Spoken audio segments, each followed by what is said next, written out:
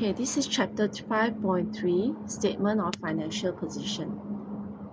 So at the end of this lesson, you'll be able to explain the difference between non-current assets and current assets, the difference between non-current liabilities and current liabilities, identify items on the trial balance that are to be presented in the statement, as well as prepare this particular statement of financial position.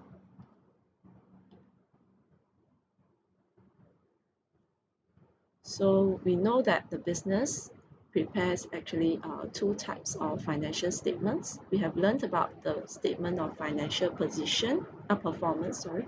So now we are going to learn about statement of financial position. So what is a financial statement of financial position? Basically, it's a representation of the accounting equation that we have been using all along, which is assets equals to liabilities plus equity. So this indicates actually how the assets are funded, either from liabilities, which is from external parties, or from the owner, or profits, which are in this category called equity. Okay.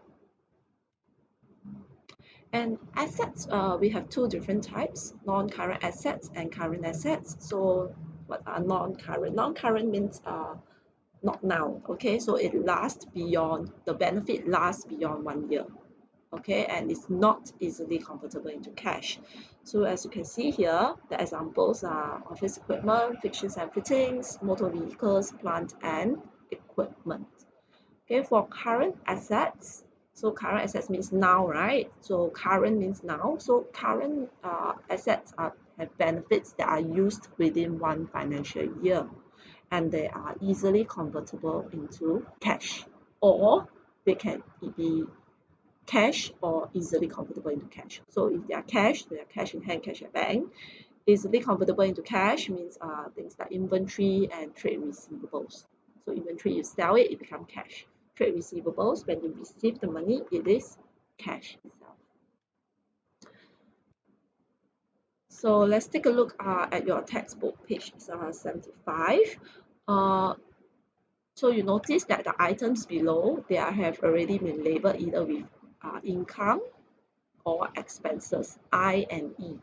So these items, right, they actually goes into your statement of financial performance.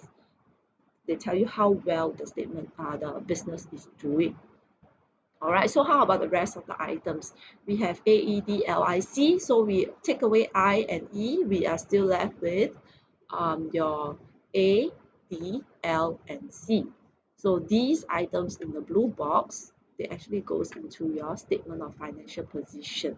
They tell you basically how much assets, liabilities, and equity we have. So zooming in onto the top, the blue box, so we have these items. So can you copy these symbols into your textbook? So for reference, we will use NCA for non-current assets, CA for current assets, OE for owner's equity, NCL for non-current liabilities, and CL for current liabilities.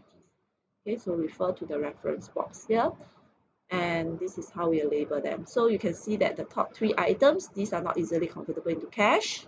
They are NCA.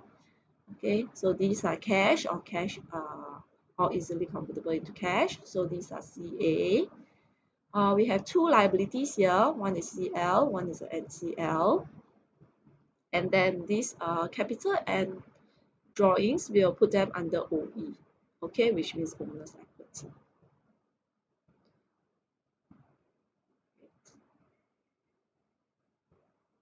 Okay, next. Okay, so since we are looking at the assets part, so how do we actually put them, classify them in a statement of financial position? So we'll record the items, individual items in the details column. So when you draw a line, right, you sum up the above, and we'll put the subtotal in this column that I call the subtotal column. All right, you do not have to write these words in red here in the yellow box. Okay, you do not have to write them. Okay, for the current assets, we will list them down as well. Same thing, we will draw a line to say that we sum up the above, and we'll put the number on the 148,000 in the subtotal column. Okay, after that, we have to sum up the above as well, the non-current assets and current assets. So we draw a line to sum up the above for these two items, and we will record the total assets here. Okay, so after which we will draw a double line to indicate that this is the end of the asset section. Alright, so for liabilities, same thing, we have non-current and current. So non-current means not now, right? So it's due beyond 1 year, okay, one financial year. So example of this is a bank loan, mortgage loan. Alright, these are actually recorded, consolidated, okay, as long-term borrowings in the statement. Okay, so you will not see bank loan, you will not see mortgage loan. What you will see is only one item called long-term borrowings in the statement of financial position. Now for current liabilities, these are all the things that is due within one financial year. So they are all your payables. Okay, sorry.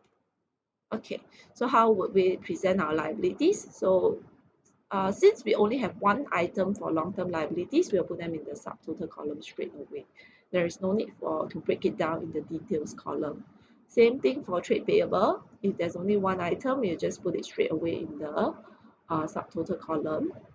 After which we add these two items together. So we want to draw a line across to say that we sum up the above, and we have total liabilities as our